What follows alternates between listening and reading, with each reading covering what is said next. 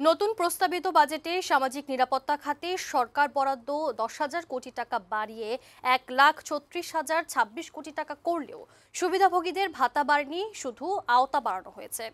গত এক যুগে দারিদ্র্যের হার কমাতে সরকারের সহায়ক নীতি কৌশল এবং সামাজিক নিরাপত্তা কর্মসূচি গুরুত্বপূর্ণ ভূমিকা রাখছে বলে বাজেট বক্তৃতায় জানিয়েছেন অর্থমন্ত্রী। গোলাম মোর্শেদের প্রতিবেদন। টাকার অঙ্কে সামাজিক নিরাপত্তা খাতে বরাদ্দ বাড়লেও বৃদ্ধির হারে ধীরগতি। বাজেট বক্তৃতায় সামাজিক নিরাপত্তা কর্মসূচি বাস্তবায়নের গুরুত্ব ব্যাখ্যা করেন অর্থমন্ত্রী।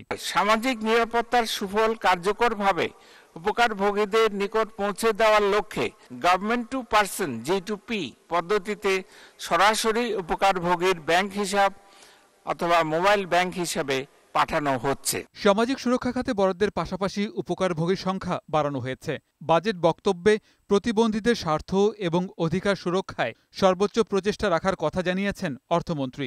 নতুন অর্থবছরে ভাতাপ্রাপ্তের সংখ্যা 29 লাখ থেকে বাড়িয়ে 32,34,000-এ উন্নীত করা হবে। প্রতিবন্ধী শিক্ষার্থীদের জন্য উচ্চ মাধ্যমিক স্তরের উপবৃত্তির হার 950 টাকা থেকে বাড়িয়ে 1,050 টাকা করবে।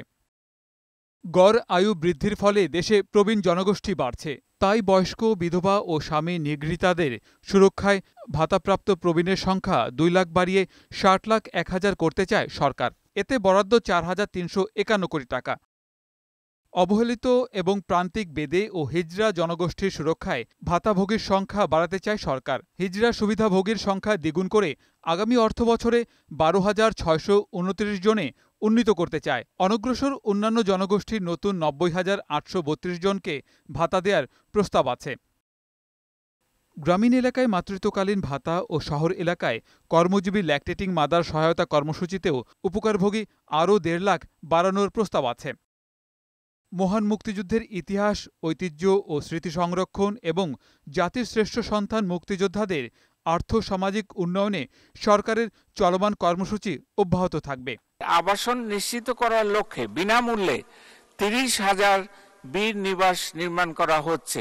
গোলাম মোর্শেদ, বৈশাখী সংবাদ, ঢাকা।